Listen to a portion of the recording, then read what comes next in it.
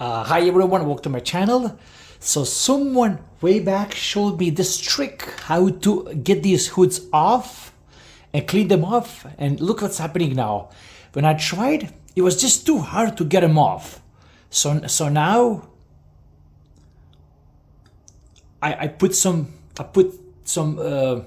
detergent there, and I put a bit here.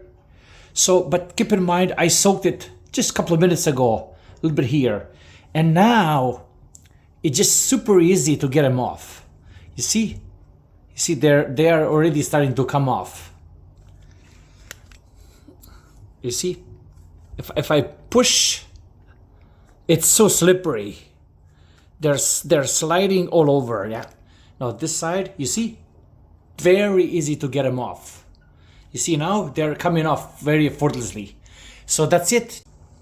And as you can see, I got this one off quite easy. It was just easy as that.